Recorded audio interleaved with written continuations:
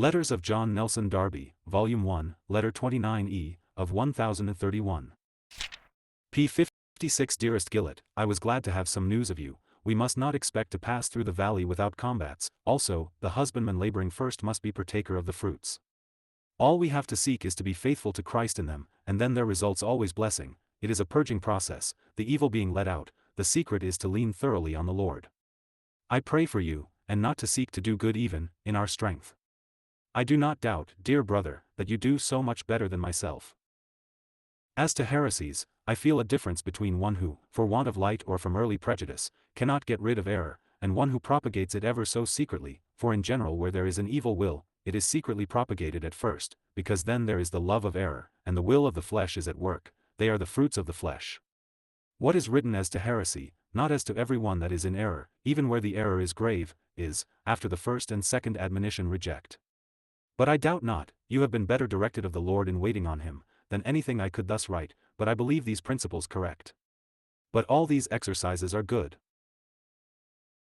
Surely it would be happier never to give the Lord occasion thus to exercise us, but it is much more merciful to be put through the exercises, which brings out faithfulness, than to be left in what separates us from the Lord. Far, far better.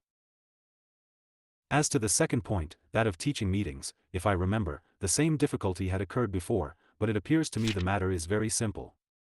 I scarcely understand the difficulty, as it seems to me to deny the exercise of a gift which I am bound to exercise according to my responsibility to Christ. As to the circumstances of its exercise, they are comparatively immaterial. That one teach, or that more than one take part if united in work, is a matter for them to judge of, under the guidance of the Holy Ghost. Paul and Barnabas assembled themselves with the church, and taught much people. He who has the gift of teaching is responsible to Christ for the exercise of his gift. It may be exercised in private, in the meeting together of brethren, if so led, on the Lord's day, or he may assemble them to teach them if he has the capacity for it, for he is acting then on the responsibility which lies on him to trade with his talent. That this should be done with the concurrence and in the unity of the brethren, is natural where charity exists, and desirable, but if one has a gift of teaching, one is accountable for its exercise in charity where it can be a blessing to the church. Only, if in the assembly he act in the flesh, that, not his gift, is a subject of discipline, as when tongues were used for vain glory. It is a question of edifying. Charity uses a gift for edifying, but charity is bound to use the gift for edifying. Besides, if there are brethren who in conscience do not approve of it, their path is easy, not to sanction it by their presence, but they ought not to make their conscience or scruple the law of others' conduct, where it is a matter of spiritual judgment. There has been so much blessing in France, that I cannot regret not having got home to England, though indeed I desired it. Since then I have done little here, having been ill, and I doubt that the Lord has much for me to do here, but the brethren who read with me are all blessed in their work in this country, French Switzerland, and there is awakening in all parts. Yet I long to be back in England. I suppose still that I may make my journey back by France, where doors were more and more open to me the last time I was there. May I be only the Lord's servant, and that within, as well as, and before, being it without.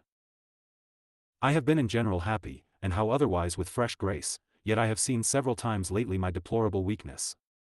Yet having been ill, I have been astonished how deeply I felt utter and entire separation to the Lord. Work more or less occupied me with things and people here, when incapable of it, as I have been latterly almost entirely, I found I had nothing but Christ and his importance beyond all our highest and fondest and most sincere thoughts. It was a sort of experience morally of death, not perhaps all its force on conscience, but all on my position. Our brethren who have died lately have been in sweetest peace, and have felt in a peculiar manner the importance of the Lord's coming for the church, even when dying, and sorrowed only, where sorrow was, at not having more entirely acted on all principles they had received. The awakening produced by these principles in Switzerland and France is really deeply interesting. The anxiety of Dear S. followers to propagate his views, seems to me the flesh. Some brethren and sisters here have the same difficulty, but it does not seem to me as flowing from or accompanied by increased spirituality, but a tendency to bring down the mind to earth. But I have never combated it much. My mind has opened out to many wider views and details. I find many more classes of saints and glory in the Apocalypse than heretofore, though all blessed. It may be some will pass through, but I am more than ever confirmed that it is not presented to our faith, but the contrary, and that the faithful will be kept from it. If some pass through it, it would make a difficulty for those who could not separate the signs of special blessing there, from the evidence of greater faithfulness which made us escape it. This, I believe, happens often. Lot experienced mercies not manifested to Abraham in the same way, and the proofs of righteousness are occasions of sorrow if we go far enough. He vexed his righteous soul, and the Lord knew how to keep.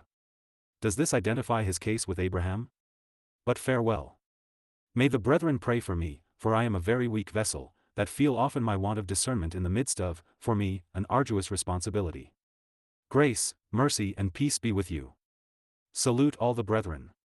May they be kept in lowliness and peace. Your affectionate. Lausanne, 1843. 51029 E.